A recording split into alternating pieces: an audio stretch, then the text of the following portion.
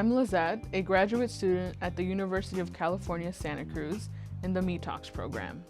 I am a first-generation immigrant Latina in my 5th year, and I'm going to explain so-called potential drawbacks in your graduate application, including a relatively low GPA and gaps in your employment and/or academic studies. Having these potential drawbacks often will not disqualify you from being accepted into graduate school, especially if you explain them effectively in your personal history statement or other application materials. Graduate admission committees are real people, and they understand that obstacles may come up for promising scholars. A cumulative or overall GPA of 3.0 on a 4-point scale in the last 2 years of undergraduate education is required for admission to UC Santa Cruz graduate study. Certain programs may also have recommended GPAs listed. To see if the program you are interested in has a recommended GPA, go to Graduate Programs on the UC Santa Cruz admissions webpage, scroll down to the name of your program you're applying to, and click the name of the program to open another window in your browser with the program application requirements. UC Santa Cruz graduate programs do take GPAs seriously, as they can lend insight as to how well prepared you are for graduate studies and how you have performed academically in the past.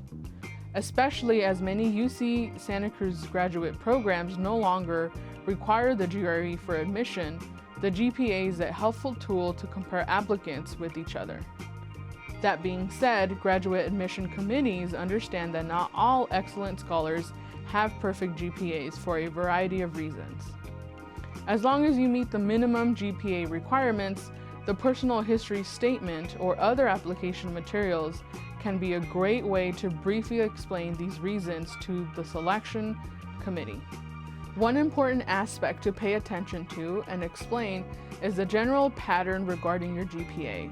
If your grades were generally on an upward trend, like if you had a difficult start to college but worked hard and continuously improved, make sure to point that out.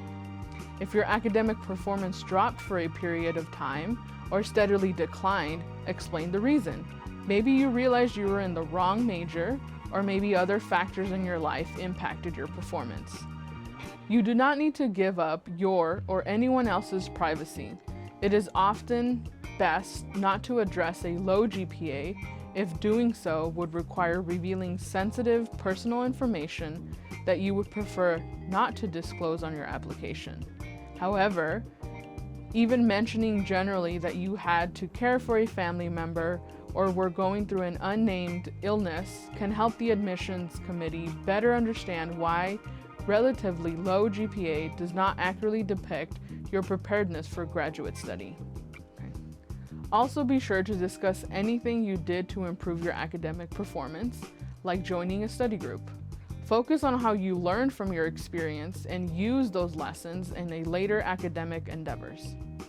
Some other ways to mitigate a relatively low GPA include: sign up for more classes. You can show that you are prepared for graduate school by taking more classes in your chosen field and earning strong grades in them.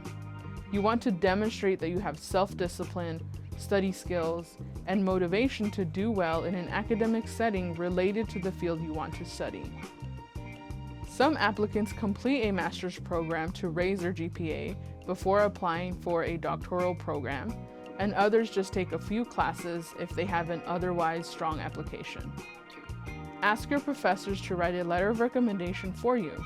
You can ask your professors to explain the reasons for your low grades to the graduate school, as they'll be in the best position to argue that grades do not accurately reflect your skills and preparedness for graduate school. They can make the case for the kind of work you are capable of doing and give examples of what you have done with them. Talk to the graduate program faculty. Make an appointment with some faculty members you're interested in working with. After demonstrating your interest, the program, and discussing how your experience makes you a strong fit, you can ask them how your application would be viewed, given your GPA. This will give the faculty a chance to examine your preparedness for the graduate program with the knowledge of your GPA even before you apply.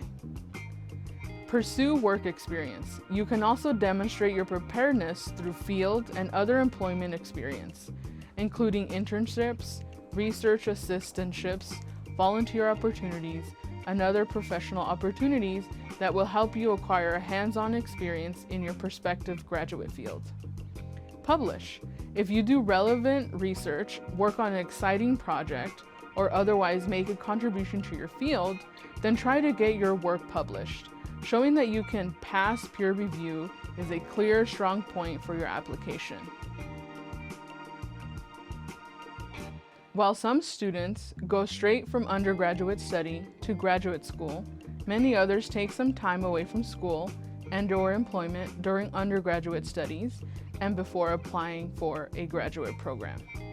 Reasons for a gap can vary and can include taking time to care for a family member, illness, changing academic programs, working full-time in an unrelated field to save money for tuition and other graduate school expenses, and traveling or volunteering. While these reasons are understandable, it can be helpful for graduate admissions committees to better evaluate your application if you address any gaps in relevant employment and/or academic studies. Your personal history statement and/or your statement of purpose can be excellent ways to provide detail on what you did and learned during your gap. To address any gaps in relevant employment or academic studies, I recommend relating the gap to your field of study. If it's possible, connect any experiences you had and lessons learned with what you want to study in graduate school. For instance, if you took care of an ill family member, this could connect your research interests in health, community, familial bonds, and more. If you worked in a field that is not directly related to your field of research, describe the skills you gained that helped prepare you for rigorous graduate study, including project management and interacting with the public. If you aren't sure how to make the connection, trusted advisors, family members, friends, and colleagues can often provide a perspective you may not have realized. A relatively low GPA, as long as it's over the minimum requirement, and a gap in relevant employment and academics do not need to prevent you from pursuing graduate education. I hope these tips help you navigate these issues in your application and that we can welcome you to our campus community soon.